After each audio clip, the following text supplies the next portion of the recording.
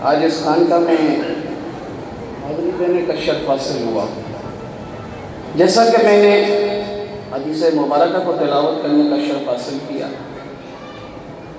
اور میرا موضوع ہے عشق مصطفیٰ۔ عشق مصطفیٰ۔ آپ فرماتے ہیں ذکر جہاں میں ہم سب پڑھ کر، ذکر جہاں میں ہم سب پڑھ کر کیوں ضائع لمحات کرے۔ ذکر جہاں میں ہم سب پڑھ کر کیوں ضائع لمحات کرے، آؤ پڑھے والشمس کی صورت روئے نبی کی بات کرے۔ آؤ پڑھے والشمس کی صورت روئے نبی کی بات کرے، اور جن کے آنے کی برکت سے، جن کے آنے کی برکت سے دھرتی کی تقدیر کھلی، جن کے آنے کی برکت سے دھرتی کی تقدیر کھلی، آؤ ہم سب اس نبی پر اپنے جان و دل قربان کریں۔ اور آپ فرماتے ہیں وہ جن کے ایمان ہے مردہ، وہ جن کے ایمان ہے مردہ، یارو ان کو مرنے دو۔ جو کہتے ہیں وہ ساتھی کہتے ہیں، وہ جن کے ایمان ہے مردہ، یارو ان کو مرنے دو۔ زندہ دلوں میں ہم زندہ دل زندہ نبی کی بات کریں۔ زندہ دلوں میں ہم زندہ دل زندہ نبی کی بات کریں۔ آپ کو بتاؤں عزیز دوستو، ساتھیوں، نوجوان بھائیوں، عشق مصطفیٰ ہمارے لیے بے حد ضروری ہے،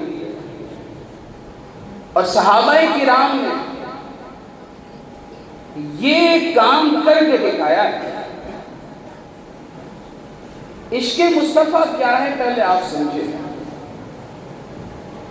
یہ قندیل سجائی یہ عشق مصطفیٰ ہے، جھنڈے لگائے یہ بھی عشق مصطفیٰ ہے، آپ نے 12 دن میلاد کی یہ بھی عشق مصطفیٰ ہے، مگر یہ علامت عشق مصطفیٰ ہے۔ یہ تمام چیزیں آپ کرتے ہیں تو یہ علامت ہے، مگر اس علامت سے آگے بڑھ کر جب عاشق اپنے آپ کو حضور کی سیرت میں ڈال دیتا ہے اور اپنے آپ کو حضور کا عاشق بنا دیتا ہے، شاعر کیا خوب کہتا ہے، تو فنا فی الحق ہوا پھر کیا ہوا میں کیا کہوں، قطرہ دریا میں گرا دریا نظر آنے لگا۔ سرکار سے محبت ایسی کرنی چاہیے کہ جب ہم حضور سے محبت کریں نا تو ہماری چال ڈھال عشق مصطفیٰ کے انداز میں ہو، ہمارا اٹھنا بیٹھنا عشق مصطفیٰ کے انداز میں ہو، ہمارا لب و لہجہ حضور کے عشق میں ڈوبا ہوا ہو۔ آپ دیکھیں تو صحیح حضور کے عاشق کیسے کیسے ہیں۔ ایک صحابیہ حضور کی بارگاہ میں آئی، آنے کے بعد کہا یا رسول اللہ، جنگ میں میرا شوہر بھی شہید ہو گیا ہے، میرا بھائی بھی شہید ہو گیا ہے، میرا باپ بھی شہید ہو گیا ہے، اور میرا بھائی ہے وہ بھی شہید ہو گیا ہے، یہ تمام میرے خاندان والے شہید ہو چکے ہیں یا رسول اللہ، مگر مجھے یہ گوارا نہیں کہ آپ جب میدان میں جائیں آپ پر کوئی بدبخت حملہ کرے، میں چاہتی ہوں ایک دودھ پیتا بچہ میرے پاس ہے، اس کو آپ رکھ لیں، اور جب آپ کو سامنے سے تیر آئے نا اسے آپ آگے کر دینا، کبھی بائیں سے تیر آئے نا تو اسے بائیں طرف کر دینا، کبھی دائیں سے تیر آئے نا اسے دائنی طرف کر دینا۔ اس نے کہا یا رسول اللہ یہ بچہ بھی آپ کی بارگاہ میں قربان ہے۔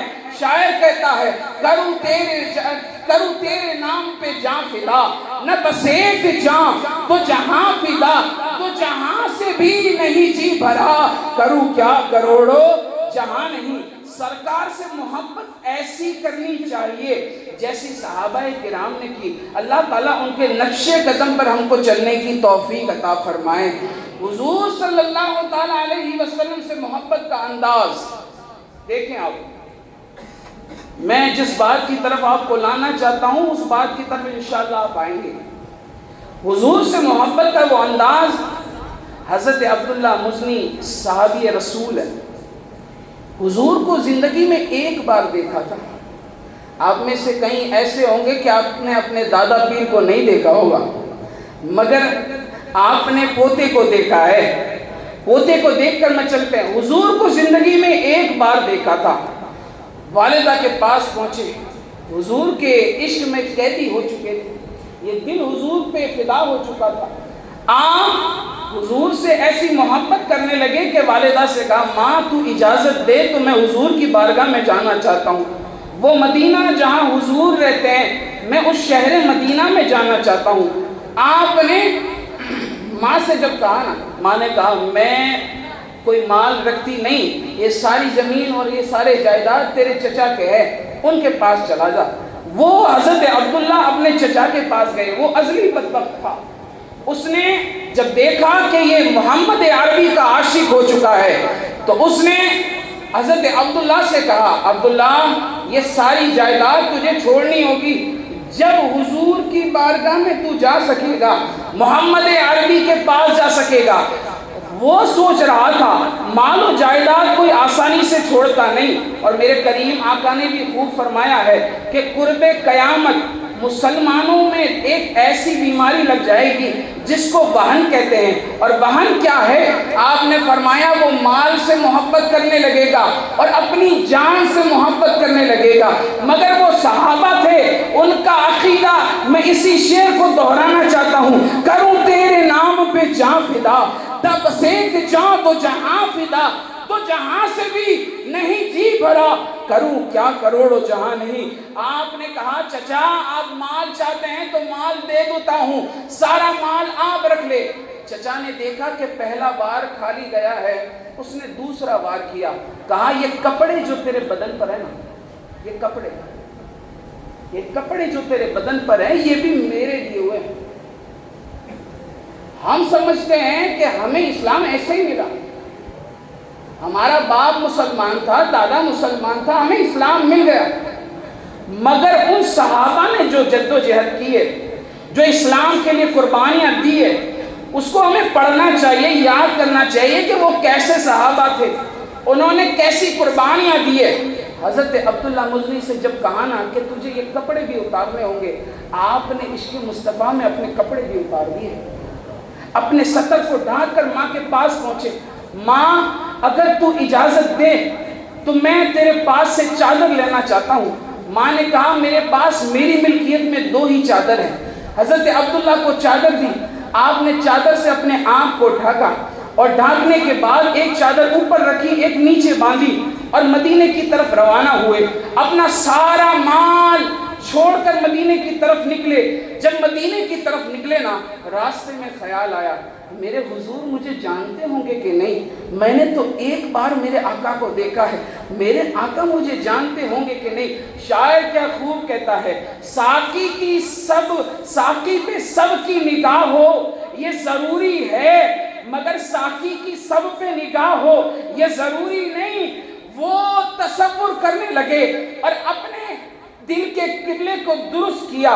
آپ کو یہ بات بتاؤں، یہ تو حضور کی ذات ہے. ذات آپ کے 1400 سال کے بعد میں جس خاندان سے تعلق رکھتا ہوں، اس خاندان کا ایک شہزادہ جس کو زمانہ سید مختار اشرف کے نام سے جانتا ہے، سرکار مختار اشرف، آپ جب حج کے لیے روانہ ہوئے نا، میں انہی شہزادوں کے ساتھ، اس لیے کہ میرا بھی خاندان یہی ہے، میں ہمارے خاندان کی بات کرنے چلا ہوں. وہ 1400 سال بعد کا شہزادہ تھا کہ آپ جب حج کے لیے نکلے، کچھوچا کے باہر نکلے اور اپنی پالکی پہ سوار تھے اور اسٹیشن کے قریب تھے. آپ جیسے سوچتے ہیں نا کہ حضرت امیروں کے یہاں جاتے ہیں، غریبوں کے یہاں نہیں جاتے. ابھی بابا بھائی نے مجھے راجہ بھائی نے مجھے بہت ساری اپنے پیر و مرشد کے تعلق سے باتیں بتائی. ان میں سے چند باتوں پہ میں اپنی روشنی میں ان باتوں کو ذکر کرنے کی کوشش کروں گا. وہ حضرت مختار اشرف کے تعلق سے سوچنے لگا، یہ میرے پیر ہے مگر یہ جانتے ہیں کہ میں مرید ہوں، اتنی بھیڑ میں مجھے کیسے پہچانیں گے؟ آپ کے تعلق سے وہ دل میں سوچ ہی رہا تھا۔ آپ نے مریدوں کو کہا کہ پالکی اتاری جائے، اور پھر اپنے مریدوں سے کہا کہ وہ روڈ کے کنارے جو مرید بیٹھا ہے نا اسے آپ لے آؤ۔ وہ مرید جب آیا نا تو آپ ایک پیر کی نگاہ کی بات کر رہا ہوں، پیر کی نگاہ، اور پیر کے دیوانوں سنو، پیر میں کتنی تاثیر ہوتی ہے اور وہ کتنے تصرفات رکھتا ہے۔ آپ نے اس مرید سے کہا سن، تو اپنے دل میں یہ سوچ رہا ہے نا کہ مختار تجھے جانتا ہے کہ نہیں؟ آپ نے فرمایا جس دین سے تو مرید بنا ہے تب سے لے کر آج تک تیرے ہر حال کی مختار خبر رکھتا ہے، تیرے ہر حال کی مختار خبر رکھتا ہے۔ میں یہ کہنا چاہتا ہوں 1400 سال بعد والے بیٹے کو اللہ یہ تصرفات عطا کرتا ہے تو میرے نبی کو کتنے تصرفات عطا کیے ہوں گے۔ وہ جب حضرت عبداللہ مسجد نبوی کے قریب پہنچے، سردی کا عالم تھا، سارے گھروں کے دروازے بند ہو چکے تھے، مسجد نبوی میں داخل ہوئے۔ داخل ہونے کے بعد آپ دوسری صف میں بیٹھے، آپ کی اگلی صف میں ایک شخص بیٹھا تھا، اس نے اپنا چہرہ گھمایا اور کہا عبداللہ خیریت سے تو آئے ہو نا؟ کیا کہا؟ عبداللہ خیریت سے تو آئے ہو نا؟ وہ حضرت عبداللہ فرماتے ہیں میں نے اندھیرے میں چراغ لے کر اس شخص کے چہرے کو دیکھا تو وہ کوئی اور نہیں حضرت بلال تھے۔ بلال، حضرت بلال نے کہا کہ حضور نے کہا تھا میرا ایک عاشق چلا ہے، وہ پہنچنے والا ہے، اور وہ جب آئے اسے کھلانا پلانا رکھنا اور اسے سلانا، کل میں اس سے ملاقات کروں گا۔ حضرت عبداللہ دوسرے دن دیکھ رہے ہیں نورانی شکل والا بندہ آ رہا ہے، مگر جس شکل پہ میرا دل فدا ہوا تھا یہ وہ چہرہ نہیں۔ پھر پتا چلا یہ ابو بکر صدیق ہے، پھر ایک نورانی شکل والا آیا، پتا چلا یہ عمر ہے، پھر ایک نورانی شکل والا آیا، پتا چلا یہ عثمان غنی ہے، پھر ایک آئے نورانی شکل والے تو پتا چلا یہ مولائے کائنات ہے۔ ان سبوں کے چہروں کو دیکھ کر وہ سوچ رہے کہ جس پر میرا دل فدا ہوا ہے ابھی وہ نورانی رنگت والا آیا نہیں۔ کاتبین نے حضور اور صحابہ کا جب ذکر کیا نا تو یہ بات لکھی، حضور جب تشریف لاتے نا صحابہ کے درمیان تو حال ایسا ہوتا جیسے 14ویں کے چاند کے درمیان تاروں کا حال ہوتا ہے۔ سرکار کی آمد ہوتی، سرکار نے حضرت عبداللہ کو گلے لگایا اور گلے لگانے کے بعد خیر خیریت پوچھی اور کہا میرے عبداللہ کو کوئی پریشان مت کرنا، میں جس بات کی طرف آ رہا ہوں نا اس بات کو سننا، میرے عبداللہ کو پریشان مت کرنا۔ حضرت عبداللہ رہنے لگے۔ حضرت عبداللہ کو وہاں کچھ عرصہ گزرا۔ حضرت عبداللہ ابن مسعود فرماتے ہیں کہ ایک دن میں مسجد نبوی کی گلی میں ٹہل رہا تھا، مسجد نبوی کے بعد میں نے دیکھا کہ لوگوں کا ضم غفیر ہے۔ میں وہاں پہنچا، پہنچنے کے بعد جب میں نے حالات پتہ کیے تو حضرت عبداللہ کا انتقال ہو چکا تھا، اور مدینے میں یہ معاملہ تھا کہ جو انتقال کرے ان کے رشتہ داروں کو وہ نہلاتے ہیں، یعنی رشتہ دار اپنے رشتہ داروں کو نہلاتے ہیں، مگر حضرت عبداللہ اپنا سب کچھ چھوڑ کر آئے تھے۔ حضرت عبداللہ کے تعلق سے میرے آقا نے فرمایا اے ابو بکر اور اے عمر، میرے عبداللہ کو غسل تم دو گے اور نماز جنازہ میں پڑھاؤں گا، نماز جنازہ میں پڑھاؤں گا۔ وہ اپنے غلاموں کی خبر بھی رکھتے ہیں اور محبتوں کے صلے بھی عطا کرتے ہیں۔ آپ نے حضرت عبداللہ کی نماز جنازہ پڑھائی۔ حضرت عبداللہ ابن مسعود کہتے ہیں میں قربان جاؤں اے عبداللہ تیرے مقدر پر کہ تو اتنے مقدروں والا تھا۔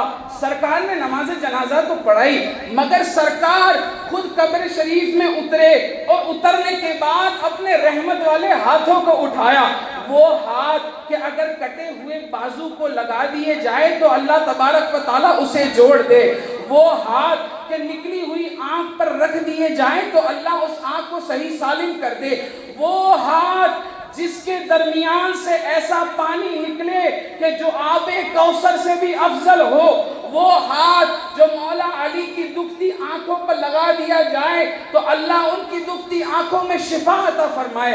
حضرت عبداللہ ابن مسعود فرماتے ہیں کہ میں نے دیکھا کہ حضور نے اپنے ہاتھوں کو بڑھایا، اپنے ہاتھوں کو بڑھایا اور حضرت عبداللہ کو قبر میں اتارا۔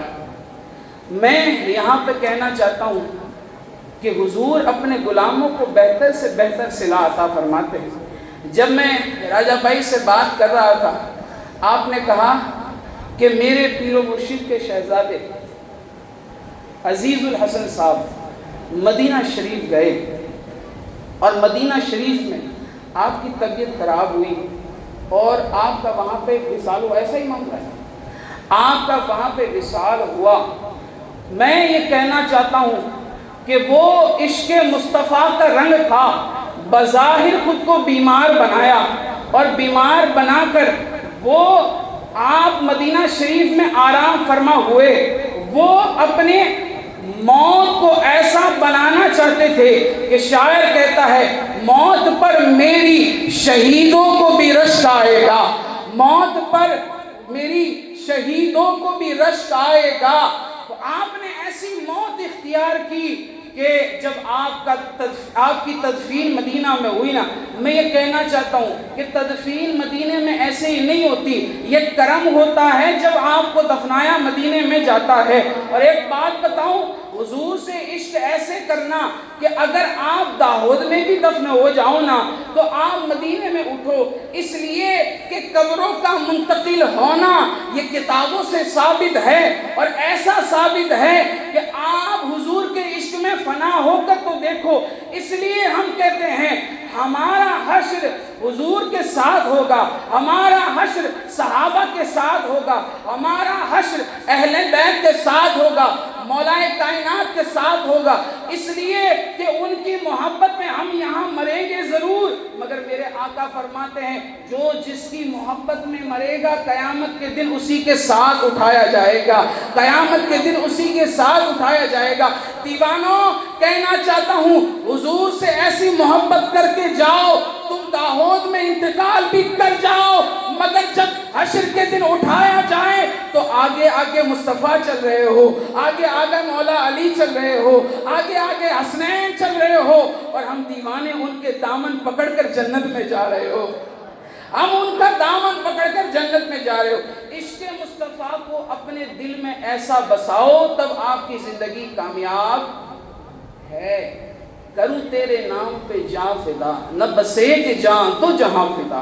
ایک دو بات کر کے اپنی حاضری کو مکمل کروں گا، وقت کافی ہو چکا ہے۔ ایک ہی بات کر دوں، میں دیکھتا ہوں کہ آپ کے سلسلے میں لوگ زلفیں رکھتے ہیں، مگر میری یہ بات طالب علم کی حیثیت سے اگر بری لگے نا تو مجھے معاف کرنا ہے۔ حضرت نے زلفیں رکھی ہے، یقیناً سنت مصطفیٰ کو سمجھ کر رکھی ہے، خلفاء نے رکھی ہے، یقیناً مصطفیٰ کی سنت کو سمجھ کے رکھی ہے، مگر آج کا یہ دور حضرت ایسا آیا ہے کہ نوجوان بھی عشق مصطفیٰ کے لبادے میں فلمی اداکاروں کی طرز پر عمل کرتے نظر آتے ہیں۔ وہ یہ سوچتے ہیں کہ صرف زلفیں رکھنا سنت مصطفیٰ ہے، یقیناً سنت مصطفیٰ ہے، دل پہ دلدار کی ہر وقت نظر رہتی ہے۔ یہ جو زلفیں رکھی ہے نا، زلفیں یہ اگر عشق مصطفیٰ میں رکھی ہے نا، اس پہ ایسی بہترین بات آپ کو بتانے چلا ہوں۔ حضرت ابو محذورہ صحابی رسول آپ سے کسی نے کہا یار تیری زلفیں پیر تک آتی ہے، تو نے اتنے لمبے بال رکھے ہیں اور ان بالوں کو لمبے کرنے کی وجہ کیا ہے؟ وجہ حضرت ابو محذورہ فرماتے ہیں کہ میرے رسول ایک دفعہ میرے قریب آئے اور آنے کے بعد انہوں نے میرے بالوں پر ہاتھ پھیرا تھا۔ اب میں سوچتا ہوں کہ اگر یہ بال کاٹ دیے جائیں نا تو یہ کبھی زمین پر گر جائیں گے، میں سوچتا ہوں یہ زلفیں، یہ لمبے بال لے کر میں قبر میں جاؤں تاکہ یہ لے جانا میری قیامت کے دن بخشش کا سامان بن جائے۔ نیت میں اگر ہماری بہتری ہوگی تو مصطفیٰ کریم ہم پہ ایسا کرم فرمائیں گے. آپ دیکھیں نا صحابہ کی محبت کو. حضرت عبداللہ ابن عتیق وہ صحابی رسول ہے, وہ صحابی رسول ہے کہ آپ نے ایک ڈنڈا لیا اور اپنے بیٹوں سے کہا میں جب انتقال کروں تو یہ ڈنڈا میری قبر میں رکھنا, اس لیے کہ یہ ڈنڈا مجھے حضور نے عطا فرمایا تھا. اور عشق مصطفیٰ کی باتیں میں کرتا چلوں, باتیں مکمل نہیں ہوگی, یہ رات بھی پوری ہو جائے گی مگر بات پوری نہیں ہوگی. آخری بات کر لوں. دیکھیے مجھے نعرہ لگوانے کی عادت نہیں ہے, مگر میں چاہتا ہوں کہ اگر ہم میں سے کوئی ایک بھی یہاں سے بیدار ہو کر اٹھانا تو اللہ تبارک و تعالی میرا بولنا کامیاب کر دے گا, حضرت کا محفل سجانا کامیاب کر دے گا, ہم سبھی کا آنا کامیاب ہو جائے گا. ایک صحابی رسول وہ فرماتے ہیں کہ میں حضور کو دیکھا, حضور کے چہرے پہ تھکان کے آثار تھے. میں نے حضور سے کہا یا رسول اللہ آپ کے چہرے پہ تھکان کے آثار ہے. حضور صلی اللہ تعالیٰ علیہ وسلم نے فرمایا میں نے کئی دنوں سے کھانا نہیں کھایا ہے. وہ صحابی رسول ایک یہودی کے بعد میں پہنچنے کے بعد یہودی سے کہا کچھ کام ہے کہ نہیں. یہودی نے کہا ہاں تمہارے لیے کام ہے, یہ کنویں میں پانی گہرائی میں جا چکا ہے, ایک ایک ڈول نکالو اور ایک ایک کھجور لے لو. آپ نے ایک ایک ڈول نکالی اور نکالنے کے بعد وہ کھجوریں جمع کی. جب رومال میں کھجوریں زیادہ ہو گئی نا, پھر وہ حضور کی بارگاہ میں پہنچے. اپنے چہرے پہ پسینے کے آثار تھے, ہاتھ چھلے ہوئے تھے. حضور کی طرف رخ کیا نا, حضور نے فرمایا یہ کام تجھے کرنے کے لیے کس نے مجبور کیا تھا؟ وہ صحابی فرماتے ہیں یا رسول اللہ مجھے مجبور آپ کی محبت نے کیا تھا, مجھے مجبور آپ کی محبت نے کیا تھا. میں یہاں جو بات بتانے چلا ہوں نا وہ سمجھے. آپ نے فرمایا کہ اگر تو مجھ سے محبت کرتا ہے نا, صلہ کیسے ملتا ہے وہ بتاتا ہوں, حضور کی محبت کے انعامات کیسے ملتے ہیں وہ بتاتا ہوں. حضور نے کہا اب تو مجھ سے محبت کرنا ہے نا, تیری طرف مصیبتیں آئے گی, آزمائشیں آئے گی, پریشانیاں آئیں گی, تو تیار ہو جا. عاشق کہے گا حضور سے محبت اور پریشانی آزمائش یہ کیسے؟ میں آپ کو بتاؤں وہ بلال جس نے حضور کا کلمہ پڑھانا, وہ آپ کو آزمائش ایسی دی گئی کہ آپ کے کمر مبارک پر انگارے جلا کر لگائے گئے, آپ کو تپتی ریت پر لٹایا گیا, آپ کو کوڑے مارے گئے, مکے کی گلیوں میں گھمایا گیا. جب گھمایا گیا نا, حضرت بلال کو کہا اے بلال تو اچھا بھلا تھا, کھاتا پیتا تھا, عزت تھی, مگر تو نے یہ کیا کام کیا ہے کہ تجھے یہ لوگ کوڑے بھی مارتے ہیں, تجھے پیاسا بھی رکھتے ہیں, تجھے بھوکا بھی رکھتے ہیں. حضرت بلال نے جو جواب دیا نا, دیوانوں اپنے اندر اتارو. اپنے پیر کے پاس آنے کے بعد اگر دکان نہیں چلتی نا تو شکایت نہ کرو کہ ہماری دکان پیر کے پاس آنے کے بعد کیوں نہیں چلتی. یہ امتحان ہوتا ہے, امتحان بھی اس لیے دیا جاتا ہے کہ ہر ایرا گیرا نتھو خیرا وہ عاشق ہونے کا دعویٰ نہ کرے. حضرت بلال نے کہا کہ میرا مالک میرے مصطفیٰ دیکھ رہے ہیں جس طرح کمبھار مٹکے کو بجا کر لیتا ہے نا, میرا آقا میرا خدا مجھے بجا کر دیکھ رہے ہیں کہ بلال کا ایمان کتنا مضبوط ہے. حضرت بلال فرماتے ہیں وہ دن تھا اور ایک دن وہ بھی آیا کہ تمام فتح مکہ کے موقع پر تمام صحابہ موجود تھے. ان کے درمیان حضور نے مجھ سے کہا بلال آج سب نیچے رہیں گے, تو کعبے کی چھت پر چڑھ کر اذان دے گا, تو کعبے کی چھت پر چڑھ کے اذان دے گا. حضرت بلال کو رب نے وہ شان عطا فرمائی کہ حضور فرماتے ہیں اے بلال تو کون سا عمل کرتا ہے کہ تیرے قدموں کی آہٹ کو میں نے جنت میں سنا ہے. جب حضور کے ساتھ تمہاری وفا کا رشتہ ہوگا نا تو حضرت عمر کے دور خلافت میں وہ بلال جب آئے نا, حضرت عمر نے کہا اپنی جگہ چھوڑ دی. آپ کے ساتھیوں نے پوچھا کہ اپنی جگہ تم نے کیوں چھوڑی ہے؟ حضرت عمر فرماتے ہیں یہ بلال نہیں ہے, میرے آقا کا غلام ہے, غلام, اور یہ میرا سردار ہے, سردار. بتاؤ یہ عزت بلال کو کیسے ملی؟ وہ آزمائشیں, وہ پریشانیاں, وہ تکلیفیں جب برداشت کی تو اللہ تبارک و تعالیٰ نے عزت عطا فرمائی. میں آپ سے کہنا چاہتا ہوں اپنے آپ کو آپ عشق مصطفیٰ کے سانچے میں ڈھالو، کسی انداز میں بھی ڈھالو، اپنے آپ کو آپ سنوارو، اللہ تبارک و تعالیٰ آپ کی دنیا کو بھی کامیاب فرمائے گا اور آخرت کو بھی کامیاب فرمائے گا۔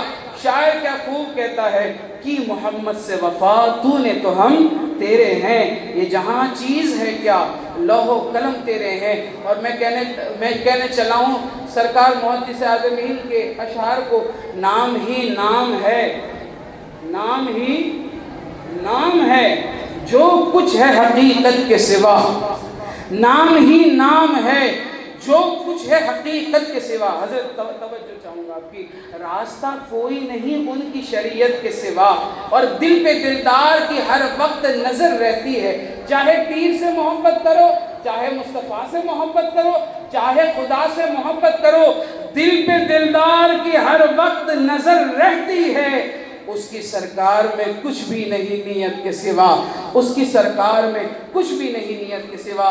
وآخر دعوانا ان الحمدللہ رب العالمین۔